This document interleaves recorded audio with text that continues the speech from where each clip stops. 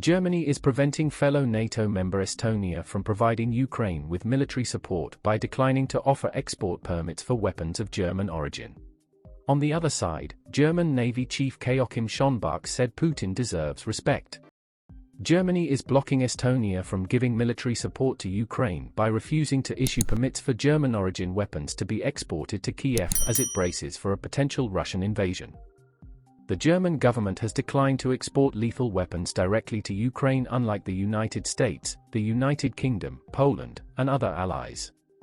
German officials said the impasse results from a long-standing policy regarding arms exports to tense regions.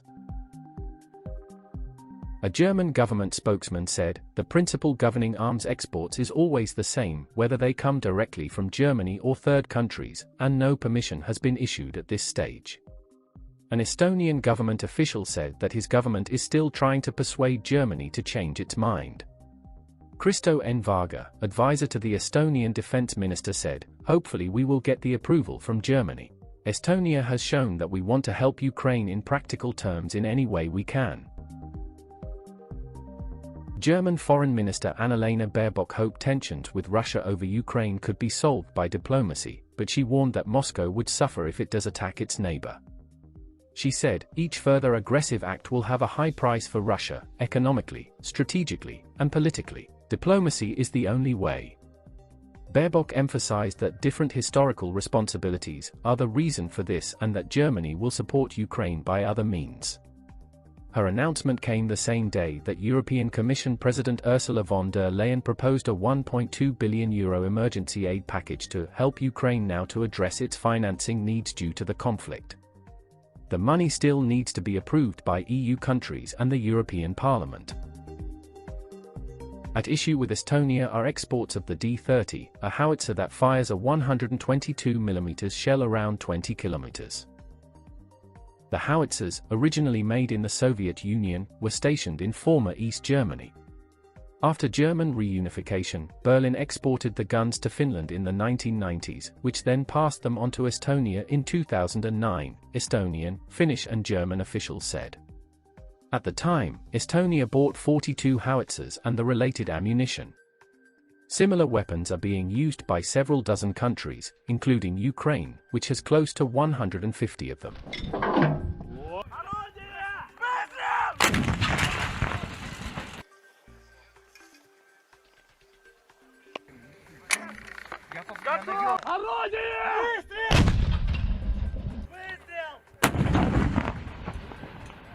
Estonian Minister of Defense Kolli Laanet, Latvian Minister of Defense Artis Pabriks, and Lithuanian Minister of Defense Arvydas Anušauskas issued a press statement in support of Ukraine, noting that they had received the necessary approvals from the United States to send weapons and are continuing cooperation to send weapons to Ukraine quickly.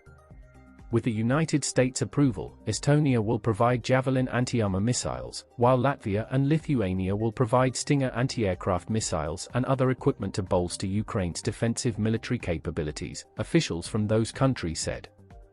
The granting of assistance follows the agreement of the US government to transfer US-produced equipment to Ukraine.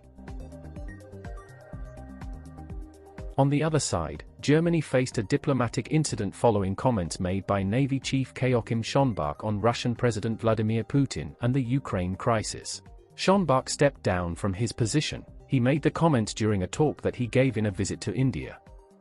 I think Putin is probably putting pressure on us because he can do it. And he knows that if he splits the European Union. But what he really wants is respect. He wants, on eye level, he wants respect.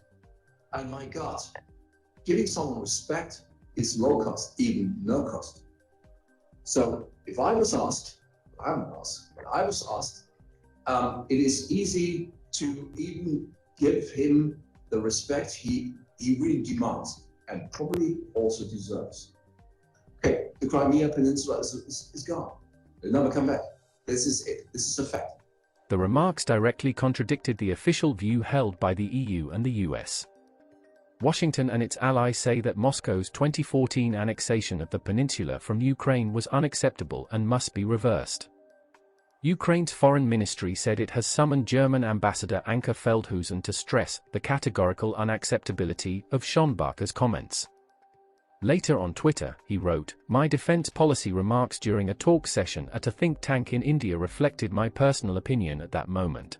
They in no way reflect the official position of the Defense Ministry." The Ukrainian Foreign Ministry called on Germany to reject Schönbach's comments regarding Crimea, saying they undermine the efforts to counter Russian aggression. Ukrainian Foreign Minister Dmytro Kuleba said, "Ukraine is grateful to Germany for the support it has already provided since 2014, as well as for the diplomatic efforts to resolve the Russian-Ukrainian armed conflict.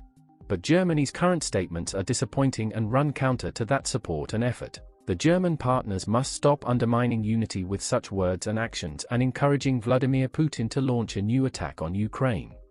Kiev also highlighted its deep disappointment at the German government's position on the failure to provide defensive weapons to Ukraine. The lack of weapon support is another point of contention between the two countries.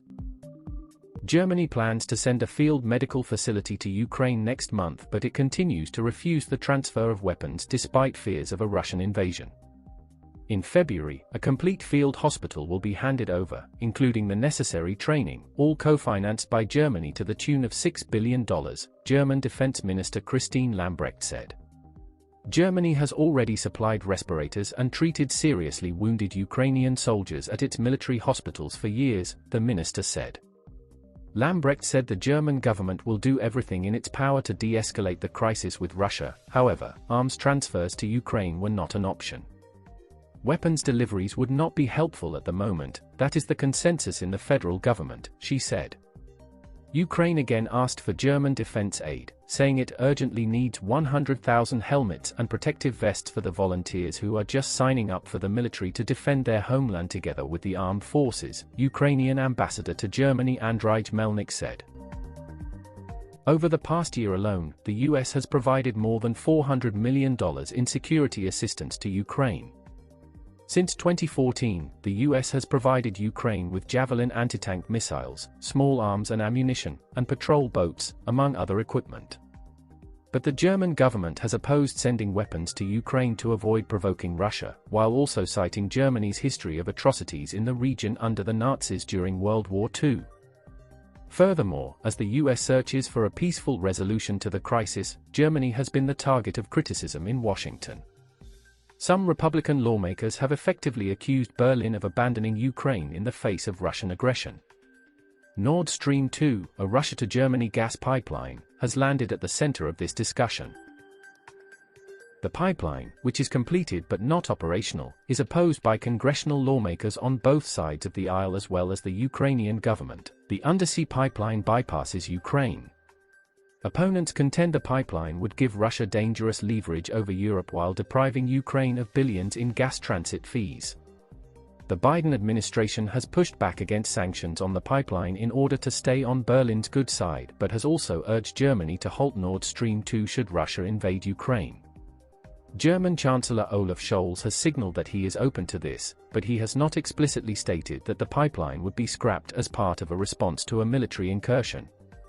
Scholz said it is clear that there will be a high price to pay and that everything will have to be discussed should there be a military intervention in Ukraine. Additionally, Danish Foreign Minister Jeppe Kofod agreed, telling reporters that Brussels and its allies were ready to slap never-seen-before economic and political sanctions on Russia if it attacked Ukraine. His Swedish counterpart, Ann Linde, added that the West will react very strongly with economic sanctions if there is any kind of intrusion from Russia into Ukraine, either if it's hybrid, or if it's military or anything like that. It is time to share your opinion. Should Germany send weapons to Ukraine?